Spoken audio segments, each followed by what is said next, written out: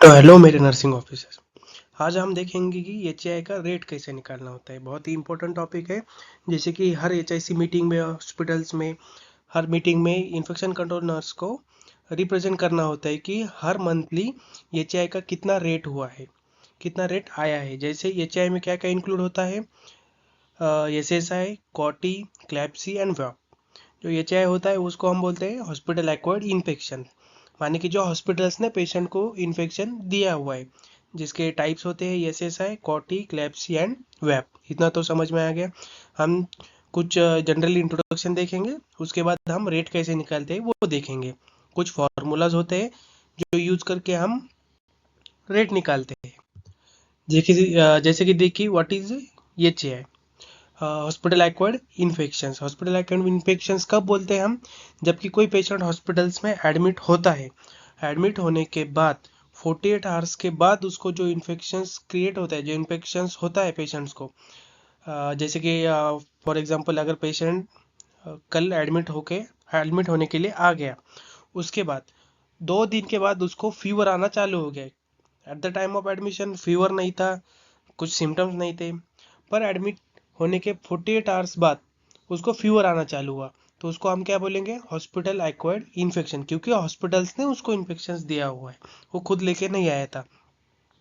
अब जैसे कि हॉस्पिटल एक्वायर्ड इन्फेक्शन हम कब बोलेंगे, कि हमने कोई डिवाइस जो है, मेडिकल डिवाइस पेशेंट्स के बॉडी में इंट्रोड्यूस किया। अब कौन से मेडिकल डिवाइस हो सकते हैं, जैसे कि आप कैथेटर देख सकते हो, फॉलिस कैथेटर हो गया, सेंट्रल लाइन हो गई, या फिर कोई ड्रेसिंग कर दी पेशेंट की, या फिर सूचर्स हो गए।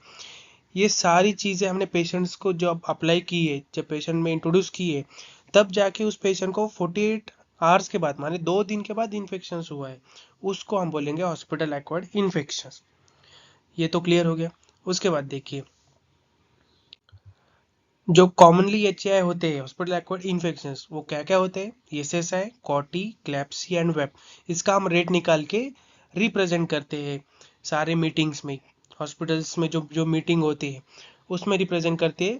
मंथ्स एंडिंग में भी होता है, या फिर बोलते हैं कि क्वार्टरली भी होता है, 3 मंथ्स में भी होता है, 6 मंथ में भी होता है, ईयरली भी होता है। वो डिपेंड करते हैं हॉस्पिटल्स के अवेबिलिटी ऑफ द स्टाफ्स की, कि कब कब सारे स्टाफ मिलके इस पे मीटिंग्स कंडक्ट करते हैं।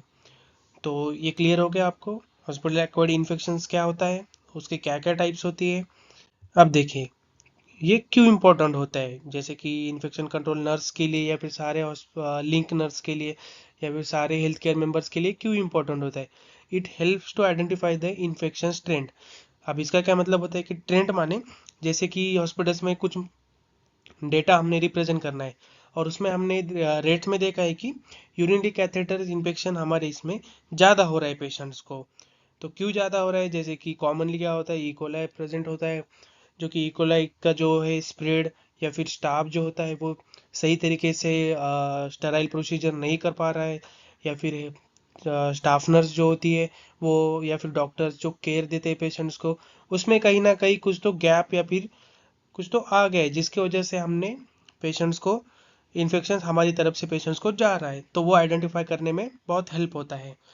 जैसे कि उसके बाद देखिए effectiveness of the infection control practices. जो भी इन्फेक्शन कंट्रोल प्रैक्टिसेस है, जैसे कि फॉर एग्जांपल आपको हर प्रोसीजर, स्टेराइल प्रोसीजर या फिर पेशेंट को हाथ लगाने से पहले आपको हाथ धोना होता है, हैंड हाइजीन करना होता है, हैंड वॉश करना होता है, स्टेरिलियम लेना होता है, ये होते ही कुछ तो, या फिर PPE kit, personal protective equipment, mask, gown, जो भी होता है वो यूज करना होता है। इसको हम इन्फेक्शन कंट्रोल प्रैक्टिसेस बोलते हैं।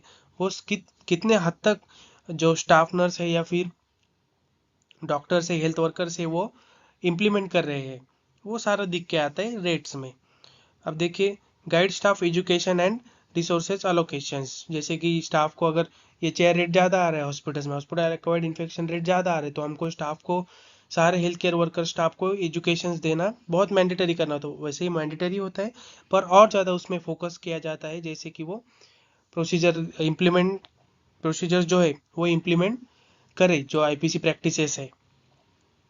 अब देखिए improve the patient outcome and reduce the cost. Patient का जो भी आउटकम है, जो भी पेशेंट्स रिकवरी रेट होता है, वो सही तरीके से हो, और पेशेंट का जो है खर्चा बच जाए। इसको हम इस तरह से ले सकते हैं, अगर कोई पेशेंट को हमने इन्फेक्शन दे दिया, जो पेशेंट को इन्फेक्शन दे दिया, वो तो माने 2 या 3 दिन के लिए एडमिट होने के लिए आ गया, पर अब वो इन्फेक्टेड है, उसको फीवर है, तो वो नहीं जा पाएगा, अल्टीमेटली उसका कॉस्ट बढ़ जाएगा। तो यही इंपॉर्टेंट पॉइंट्स है जो कि हॉस्पिटल एक्वायर्ड इन्फेक्शन रेट्स निकालने में आपको हेल्प करता है। आप देखिए ये सेस है जो कि फर्स्ट हॉस्पिटल एक्वायर्ड इन्फेक्शन है, सर्जिकल साइड इन्फेक्शन, जिसमें क्या आता है कि infection occurs with in 30 days of surgery और 90 days if implanted use. Implanted माने जो कि नी रिप्लेसमेंट हो गया या फिर जो भी लार्ज लार्ज सर्जरी हो गया, उसको हम एस एस आई कब तक कंसिडर करते हैं, 90 days तक। अगर स्मॉल सर्जरी हुआ तो 30 days तक करते हैं। उसका क्या क्या टाइप होता है एस एस आई का, सुपरफिशियल, डीप, ऑर्गन स्पेस, ये सारे इसके टाइप्स होते हैं। तो उसका फॉर्मूला देखेंगे आप एस एस आई कैसे निकालते हैं। तो उसका है एस एस आई का रेट जो है वो हर बार परसेंटाइल में आता है, क्योंकि मल्टीप्लाई बाय 100 है। ये कभी भी ध्यान रखना है, मल्टीप्लाई बाय 100 होता है। और जो भी बाकी की एच ए आई है वो मल्टीप्लाई बाय थाउजेंड्स होते हैं। ये अकेला एस एस आई है जो परसेंटाइल में आता है। अब जैसे कि देखिए क्या फॉर्मूला है, number of surgical side infection upon total number of surgical procedures multiply by 100। ये फॉर्मूला हम यूज करते हैं। अब जैसे कि एग्जांपल देखते हैं, if 5 patients develop surgical side infection out of 200 surgery. अगर कोई भी हॉस्पिटल से उसमें हमने देखा कि 5 पेशेंट को सर्जिकल साइड इन्फेक्शन हो गया है।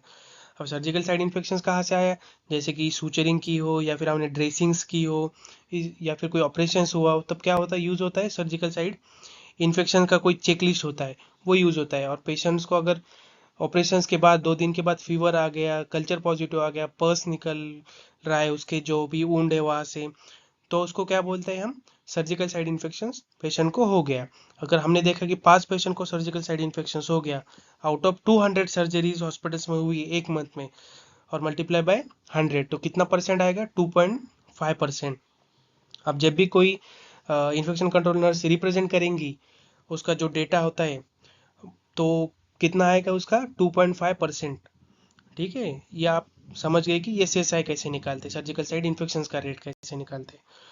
उसके बाद देखिए कोटी, catheter associated urinary tract infection. इसको हम ऐसे ले सकते हैं कि अगर कोई भी पेशेंट में हमने फॉलिस कैथेटर डाला, उसके बाद हमने हैंड हाइजीन नहीं किया, ना ही डालते वक्त हमने एक सही प्रोसीजर फॉलो की, तो पेशेंट्स को क्या हो सकता है, catheter associated urinary tract infection. ये कब कंसिडर करते हैं, कैथेटर डालने के 48 आवर्स के बाद, 2 दिन के बाद। जैसे क्या क्या सिम्टम दिख सकते हैं, जैसे कि फीवर, डिस्यूरिया, सुप्राप्यूबिक पेन, ये सारी सिम्टम्स दिख सकते हैं। कब दिखेंगे ये, कैथेटर डालने के बाद। कब दिखेंगे, कैथेटर डालने के बाद 48 आवर्स के बाद, 2 दिन के बाद। अब जैसे कि formula, catheter urinary tract infection rate निकालने का क्या फॉर्मूला है, number of catheter associated urinary track infections upon जो होता है टोटल यूरिनरी ट्रैक्स, क्या sorry, total urinary catheters day multiply by thousands. ये बहुत जनों को कंफ्यूज होता है। पहले तो सबको समझ में आ जाता है, number of catheter associated urinary track infections, जैसे कि पूरे हॉस्पिटल्स में एक मंथ में कितना इन्फेक्शंस, कितने पेशेंट्स को यूरिनरी ट्रैक इन्फेक्शंस हुआ है, वो नंबर लिखना है। ये समझ में आ गया। उसके नीचे टोटल यूरिनरी कैथेटर्स डे। अब जैसे ये पार्ट समझिए आप, कोई भी पेशेंट्स आ गया, उसको हमने फर्स्ट डे पे कैथेटर डाल दिया, उसके बाद उसने वो कैथेटर कितने दिन तक रहा, वो 5 दिन तक रहा, तो हम एक पेशेंट का कितना डे कंसिडर करेंगे, 5 दिन। अब अब देखिए फॉर एग्जांपल 1 जून को 5 पेशेंट एडमिट हो गए, पूरे मंथ में 1 जून को 5 पेशेंट एडमिट हो गए, उसमें से हमने 5 पेशेंट को यूरिनरी कैथेटर डाल दिया, जिसको हम फॉलिस कैथेटर बोलते हैं, वो हमने पेशेंट को डाल दिया। वो 5 पेशेंट में से हमने 3 पेशेंट का जो कैथेटर है वो निकाल दिया। कब निकाला, 5 जून को। 1 जून को सबको डाला था, उसमें से आउट ऑफ 3 मेंबर्स में 3 पेशेंट में से हमने 3 पेशेंट का निकाल दिया। 5 पेशेंट में से 3 पेशेंट का 5 तारीख को निकाल दिया। और अब बचे कितने, 2 मेंबर्स। अब 2 मेंबर्स का कब निकाला हमने, 9 जून को। सही है, इतना क्लियर है, मैं फिर से बताता हूँ। सारे पेशेंट्स में जो 5 पेशेंट एडमिट हुए हमारे 1 तारीख को, 1 जून को, उसमें से 5 ही पेशेंट को हमने यूरिनरी कैथेटर डाल दिया, फॉलिस कैथेटर। उसमें से 5 में से 3 का जो कैथेटर है हमने 5 तारीख को, 5 जून को निकाल दिया। तो कितना डे हुआ? हर पेशेंट का हमको अलग अलग काउंट करना है। जो पहला पेशेंट है उसका 5 दिन हुआ, दूसरा पेशेंट है उसका 5 दिन हुआ, तीसरा पेशेंट है उसका भी 5 दिन हुआ। तो टोटल कितना डे हुआ यूरिनरी कैथेटर डे? 15। और कितने बचे थे हमारे पास? 2। वो 2 का हमने कब निकाला? 9 जून को। 9 जून को निकाला, मतलब वो 2 का कैलकुलेट कैसे होगा? 9 + 9। हर पेशेंट का अलग अलग पकड़ना है, एक ही नहीं पकड़ना है। 9 + 9 18। अब 15 + 18 कितना हुआ? 33 यूरिनरी कैथेटर्स डे। समझे? तो ये यूरिनरी कैथेटर्स डे ऐसे कैलकुलेट होता है। हर पेशेंट को कंबाइन नहीं करना है। एक पेशेंट को अगर 10 भी पेशेंट हुआ है तो अलग अलग पकड़ना है। उसमें से 10 पेशेंट में भी यूरिनरी कैथेटर डाल दिया तो एक पेशेंट को 5 दिन तक चला वो यूरिनरी कैथेटर, या फिर 10 ही पेशेंट को 5 दिन चला होगा, फिर 5 दिन में 10 पेशेंट का निकाल दिया होगा, तो वो 5-5 दिन अलग अलग पकड़, सॉरी, 5 + 5 + 5 कब तक? 10 तक सारे मिला लेने हैं उसको। तो कितना हो गया वो 5-5 मिला के? 50। तो क्या आएगा टोटल यूरिनरी कैथेटर्स डे? कितने आएंगे? 50 आएंगे। इस तरीके से। तो आपको आई होप समझ में आ गया। तो अब देखते हैं, if there are 4 CAUTI catheter associated urinary tract infection cases हमको मिले पूरे मंथ में, हमको 4 यूरिनरी कैथेटर जो इन्फेक्शंस दिख गया, तो उसमें से हमने डेज कितने थे? 2000 कैथेटर्स डे। तो उसको हम फॉर्मूले में डालेंगे तो क्या आंसर आएगा? 2/1000 कैथेटर्स डे। समझे? ये थाउजेंड्स जो कैथेटर्स डे है, अगर हमने एज्यूम कर लिया कि थाउजेंड्स कैथेटर्स है, जिसमें कैथेटर्स डे है, उसमें से 2 पेशेंट्स को यूरिनरी ट्रैक इन्फेक्शन जरूर होगा, जिसे हम कॉटी बोलते हैं, catheter associated urinary tract infection जरूर होगा उसमें से। ये उसका मीनिंग होता है। आई होप आपको समझ में आया होगा। थोड़ा कॉम्प्लिकेटेड है ये डेज का। अब उसके बाद आता है क्लैप्सी। सेम थिंग, सारे इसमें अब सेम आएगा, एक सिर्फ ऐसे से अलग होगा जिसको मल्टीप्लाई बाय 100 होगा, और उसमें कोई डेज नहीं होता है। उसमें सिर्फ कितना ऐसे से आता है सर्जिकल साइड इन्फेक्शंस, और कितना सर्जरी हुआ है मल्टीप्लाई बाय 100। पर ये अलग होता है थोड़ा सा डेज का। जो मैंने समझा है वो डेज का भी सेम ही है। अब जैसे कि CLABSI central line associated blood stream infection है, जो कि सेंट्रल लाइन हम डालते हैं, उसकी वजह से जो भी इन्फेक्शन होता है उसको हम क्या बोलते हैं? Central line associated blood stream infection. उसका क्या फॉर्मूला है? Number of central line associated blood stream infection, जितने भी पेशेंट्स हुए होंगे, और टोटल सेंट्रल लाइंस डे, जैसे मैंने पिछली बार एक्सप्लेन किया था डेज का क्या होता है, और मल्टीप्लाई बाय थाउजेंड्स। तो अब देखिए इसमें हम ट्राई करेंगे कि अगर 10 पेशेंट्स है, 10 या फिर 5 ही पेशेंट लेते, 5 पेशेंट को हमने, जो कि है 5 पेशेंट में से प्लस 5 पेशेंट जो है, जो इसमें 1 जून को हमने उनको सारे 5 पेशेंट्स को सेंट्रल लाइन डाल दी है। कितने? 5 पेशेंट एडमिट हुए, 5 पेशेंट को हमने सेंट्रल लाइन डाल दिए। पूरे मंथ में हमारे हॉस्पिटल्स में सिर्फ 5 ही पेशेंट एडमिट हुए, ऐसा हम कंसिडर करते हैं। उस 5 ही पेशेंट में से हमने 5 ही को सेंट्रल लाइन डाल दिया। अब देखेंगे कि जो 5 पेशेंट्स है, वो 5 पेशेंट में से 3 पेशेंट्स को हमने सेंट्रल लाइन वो कब निकाली? 5वें दिन तक। ये 5वें दिन तक हमने निकाल दी, 5 जून को निकाल दिए। तो हमको 3 पेशेंट्स का क्या करना होगा? लिखना पड़ेगा 5 + 5 + 5, ये 3 बार। समझा? अलग अलग पेशेंट है ना, उनके डेज भी अलग अलग ही होंगे। और प्लस जो भी है पेशेंट, बाकी 2 बचे पेशेंट, उसका हमने कब निकाल दिया? 18 डे पर, 8 डे पर निकाल दिया। दोनों पेशेंट का 8 डे पे निकाल दिया है। अब इतना तो आपको कंफर्म हो गया, समझ? तो ये पूरा अगर हमने कैलकुलेट कर लिया रेट निकालने के लिए, मतलब ये टोटल सेंट्रल लाइंस डे निकालने के लिए यही यूज करना होता है। तो कितना आएगा इसका सारा कैलकुलेट करके 31 आएगा। ये जो है 31 आएगा। क्या है ये 31? Central lines day.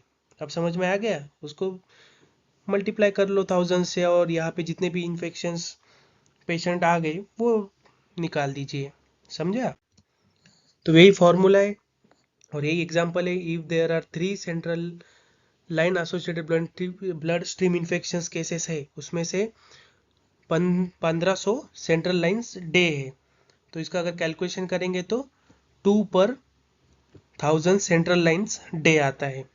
मतलब अगर central line 1000 central lines day होगा, उसमें से 2 पेशेंट्स को हमको कन्फर्मली जो है central line blood stream infections confirm आएगा। यही होता है उसका। अब सिंपल वैप का भी वही, अगर वेंटिलेटर पे कोई पेशेंट डाल देते हैं, हम वेंटिलेटर पे लगा देते हैं, तो उसका भी सेम वेंटिलेटर एसोसिएटेड निमोनिया जिसको हम बोलते हैं, सेम फॉर्मूला है। जो कितने पेशेंट्स को वेंटिलेटर एसोसिएटेड इन्फेक्शंस हो गया और कितना पेशेंट्स को कितना डेज पे है और मल्टीप्लाई बाय थाउजेंड्स। उसका एग्जांपल, अगर 5 पेशेंट्स को वैप आ गया, ठीक है, एग्जांपल 5 पेशेंट्स को हमको वेंटिलेटर एसोसिएटेड निमोनिया दिख गया, कितने वेंटिलेटर्स डे है उसमें से 2500। तो अगर इसका कैलकुलेशन करते हैं तो 2/1000 वेंटिलेटेड डे आएगा। यही होता है, यही आपको HIC मीटिंग्स में रिप्रेजेंट करना होता है और सिंपल है। कुछ अगर ना समझ में आए तो मैं मेरा नंबर दे देता हूँ नीचे, आप उसमें DM करके कंफर्म कर दीजिए, बस कोई बात नहीं है इतना। तो थैंक यू मेरे नर्सिंग ऑफिसर्स और इन्फेक्शन कंट्रोल नर्स। तो थोड़ा पर आपको समझ में नहीं आता होगा क्योंकि थोड़ा कॉम्प्लिकेटेड है, डेज का पार्ट थोड़ा कॉम्प्लिकेटेड होता है। तो इसमें कोई घबराने की बात नहीं है या फिर कोई मुश्किल भी पार्ट नहीं है। बस आप मेरे को कभी भी DM कर दीजिएगा, तो मैं आपको एक्सप्लेन कर दूंगा किस तरह से निकालना होता है। इसके बाद हमको ये चाय का रेट भी निकालना होता है। पूरा जो ये चाय हॉस्पिटल एक्वायर्ड इन्फेक्शन उसका भी रेट निकलता है, वो मैंने नहीं दिया क्योंकि कॉम्प्लिकेटेड हो जाता है थोड़ा थोड़ा थोड़ा। तो इसके लिए मैंने नहीं दिया। तो आप पढ़ते रहिए और बढ़ते रहिए।